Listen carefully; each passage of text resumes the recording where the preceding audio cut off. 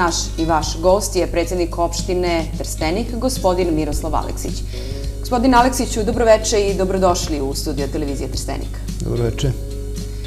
Povod za ovu emisiju i gostovanje predsjednika opštine Miroslava Aleksića je ovih dana izuzetno aktuelna i značajna tema za građane Trstenika, ali i cele opštine Trstenik, a to je zdravlje ili nikl, odnosno kakva će biti budućnost našeg kraja. Pa nažalost nešto zašto sam ja mislio da neće više biti tema opštine Trstenik ponovo je aktualizovan ovih dana i otprilike da oni koji žele da nastave sa istraživanjima i sa eksploatacijom rude nikla na teritoriju opštine Trstenik ne odustaju od tog projekta i mi kao lokalna samouprava i naši građani smo suočeni sa tim ozbiljnim problemom i nešto što je naš zadatak i obaveza je da učinimo sve da spasimo našu opštinu, da spasimo našu životnu sredinu i pre svega zdravlje naših ljudi. Ja mislim da ćemo uspjeti da se izborimo jer smo ljudi koji radimo jednu ispravnu stvar u koju svi duboko verujemo, a to je da sačuvamo naš grad za razliku od ovih drugih koji su ništa drugo nego jedna interesna grupa koji žele da ostvare profit za to čime žele da se bave.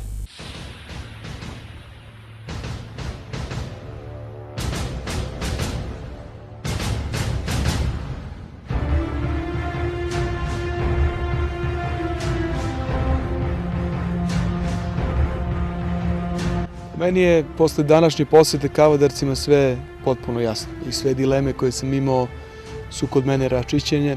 To je jedna trajna degradacija tla gde vi uništavate šume, gde uništavate prirodu, gde uništavate prostranstva i tu vam ostaje samo gola zemlja koja apsolutno ničemu ne služi. To su velika jezera, evo po rečima meštana ovde kada padne kiša i kada se to napuni, to izgleda strahovito. Tehnologija površinskih kopova rude nikla podrazumeva stalna miniranja. Ta miniranja, pored toga što su strašno bučna i što izazivaju potrese, one dovode do ozbiljnih poremećaja u tlu zemlje i pogotovo oni ovdje u Kavadarcima imaju loših iskustva sa izvorima vode, gde dolazi do toga da pojedini izvori zdrave pijaće vode presušuju. Znate šta bi to značilo za Trstenik koji ima izvorište mineralne vode Mivela ili za Vrnjačku banju koja ima izvor mineralne vode u Vrnjcima? To bi značilo da su ta izvorišta te takve vode dovedene u pitanje da se ne desi da usled miniranja ona presuši da mi izgubimo te dve fabrike. Još je gora situacija što se Trstenik snabdeva zdravom pijaćom vodom sa udaljenosti od oko 3 km od lokaliteta gde je predviđena eksploatacija, odnosno otvaranje rudnika nikla. Prema analizama koje oni rade ovde vazduha, ambijentalni vazduh sadrži preko 3 puta više čestica koje ne bi smele da se nalaze u vazduhu, kancerogenih čestica. S druge strane, ta voda koja se prilikom prerade rude nikla koristi, odlazi u podzemlje i zagađuje vodu u okolini. Takođe, kamioni koji razvoze tu rudu nikla od jalovišta i do same topionice predstavljaju ozbiljan problem u zagađivanju tla. Ovo apsolutno govori o svemu. Slika govori više od 1000 reči, jer ovo što vidimo sada ovde nam jasno kazuje šta u stvari znači prerada nikla, eksploatacija nikla, topljenje nikla. Ova lava ovde ovako užarena stoji danima, od nje vetar raznosi tu prašinu koja zagađuje čitavu životnu sredinu, koja ugrožava vodotokove, koja pravi ozbiljnu štetu po život građana. Što je još veći paradoks, ovde u ovoj topionici, preduzeće koje se bavi proizvodnjom feronikla, rudu za ovaj nikl dovlači iz Indonezije. Prihodi za lokalnu samoupravu ne postoje. Oni su otvorili rudnik, počeli s njegovom eksploatacijom, sada im više odgovara da dovlače rudu iz Indonezije jer ona ima veći procenat sadržaja čistog nikla u rudi nego ova ovde, tako da i lokalna samouprava nema nikakve prihode, a ovo truje građane Kavadaraca. Ja sam želeo da odem i da se lično uverim šta to u stvari predstavlja i uverio sam se ja i drago mi je da su i gledaoci i građani opštine Trstenik mogli večeras da to vide i sami kroz ovu reportažu koju je vaša televizija uradila. Ono što smo vidjeli tamo je jedna strahota.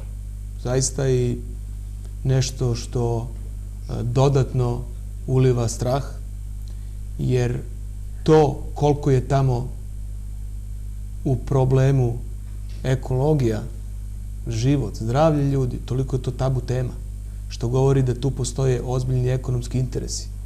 Pa neka taj rudnik nikla i topionica zaposli 1000 ljudi, gde ćemo ovih ostalih 19 koji svoje poljoprivredne proizvode neće moći nikome da prodaju, jer idu sa zaraženog područja. To se dešava u Kavadarcima.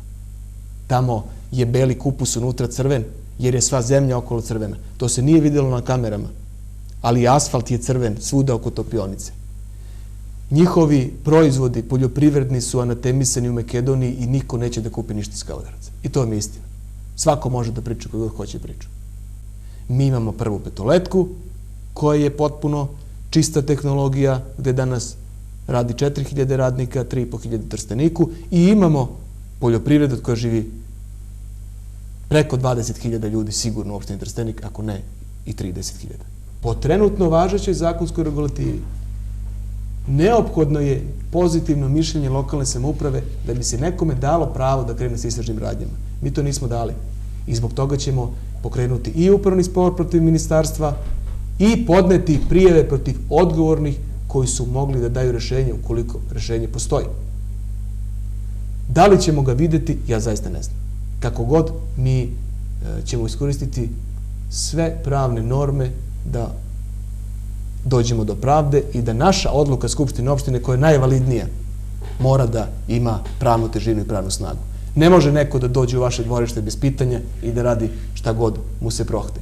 To znači da na teritoriji od Kruševca do Kraljeva živi preko 300.000 stanovnika koji će biti direktno ugroženi od posledica jalovine koja izaziva i neispravnost ambijentalnog vazduha i ugrožava ispravnost vode, a naše izvorište u Trsteniku je na svega od nekoliko kilometara od tog polja, i ono što moram da kažem svakako ugrožava našu egzistenciju. Ovi ljudi ovde danas su hteli da blokiraju magistralni put, želeli su da prave proteste i blokade. Ja sam došao tu da danas to ne radimo, da pokušamo na jedan normalan, civilizovan način da se borimo za naša prava. Ovi ljudi ovde iz ove regije, Veluća, Riđevštice, Okruglice, Tobolca, Levića, Riđevštice, su želeli da iznesu svoj stav koji je nepodeljen. Apsolutno nepodeljen. Ovi ljudi ovde znaju šta znači otvaranje rudnika u njihovom kraju, šta znači ruda nikla i šta bi to značilo za njihovu budućnost i egzistenciju.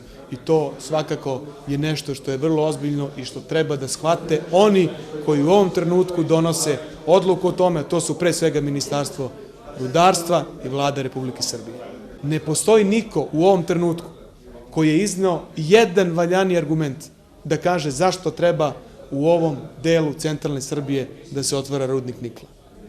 Ali zato s druge strane imamo stotine onih stručnjaka, akademika, profesora, doktora, raznih ekoloških pokreta, ljudi koji imaju iskustva, koji se s time bavili, koji znaju šta to znači, koji govore da je to potpuno besmislica.